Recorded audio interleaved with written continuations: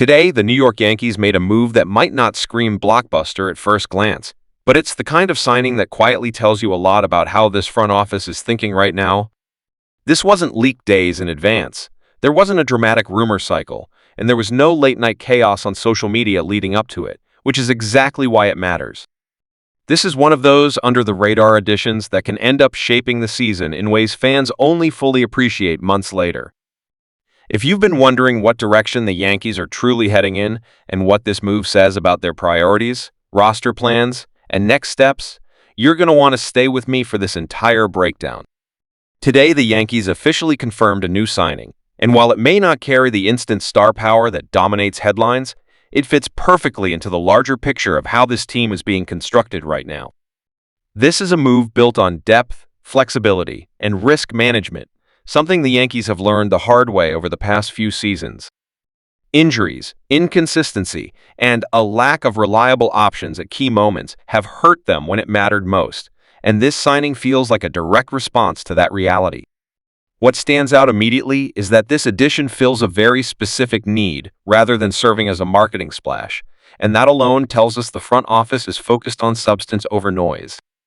The Yankees aren't just collecting names anymore, they're targeting skill sets that complement what's already on the roster, and this signing reflects that shift clearly.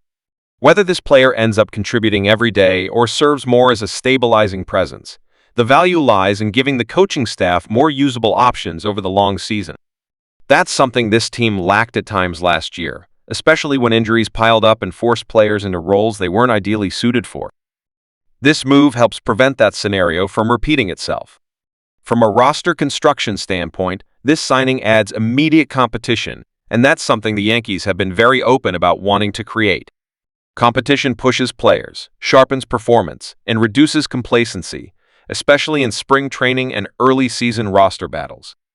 Nobody's job should feel guaranteed, and bringing in another capable piece reinforces that message across the clubhouse. It also gives manager Aaron Boone more flexibility when it comes to lineup decisions, matchups, and in-game adjustments, which is critical over a 162-game season. One of the biggest issues the Yankees have faced in recent years is being too predictable, too rigid, and too limited when things don't go according to plan. Adding a player who can fill multiple roles or step in when needed helps solve that problem. Even if this signing doesn't make an immediate impact on opening day, it raises the floor of the roster, and that matters more than people often realize. Another important angle here is timing. The Yankees didn't rush this move, and they didn't wait until desperation forced their hand either. This feels calculated, measured, and aligned with a broader offseason strategy, rather than a reactionary decision. That suggests there are likely more moves coming, but they're being approached carefully rather than impulsively. The front office appears focused on layering improvements instead of swinging wildly for one solution and hoping it fixes everything.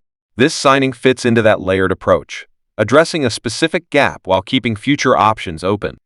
It also preserves flexibility, both financially and in terms of roster space, which is crucial as the season approaches and trade opportunities begin to take shape.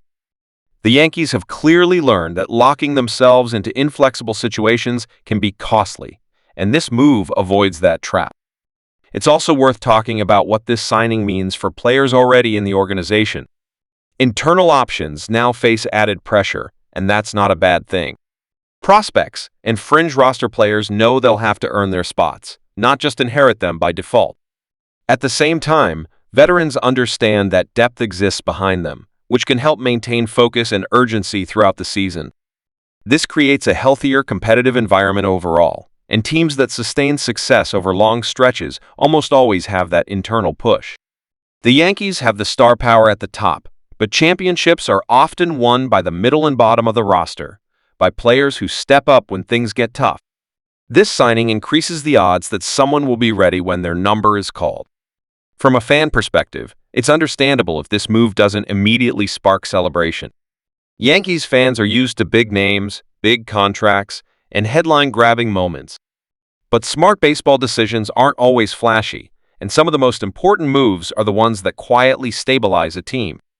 This signing feels like one of those moves. It's about insurance, adaptability, and preparation, not hype. And when you look at the recent history of postseason contenders across the league, the common thread is depth. Teams that survive injuries, slumps, and pressure situations are the ones with options, not just stars. The Yankees are clearly trying to build that kind of roster now. There's also a strategic element to how this signing fits into the American League landscape. Competition in the OL remains fierce, and margins between playoff teams are incredibly thin. A single win or loss in June or July can end up determining playoff seeding or even postseason qualification. Depth signings like this can be the difference between winning a close series and dropping it, especially during stretches when the schedule tightens or travel wears teams down. This is the kind of move that might not trend on social media today, but could be remembered fondly later if it helps the Yankees navigate a tough stretch successfully.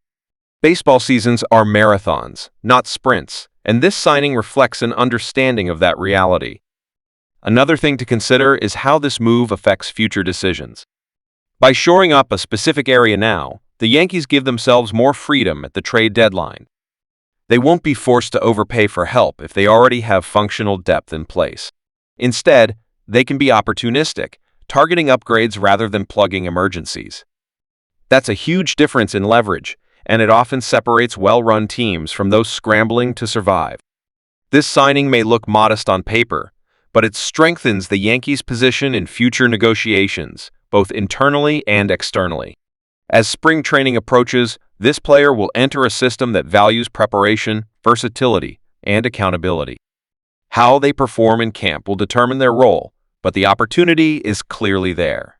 For the Yankees, that's exactly what they want, someone ready to contribute without demanding a guaranteed spotlight.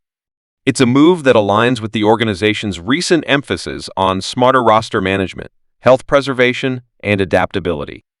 Fans looking for instant fireworks may need to be patient, but fans looking for sustainable success should see this as a positive step. Ultimately, this signing reinforces a simple but important message.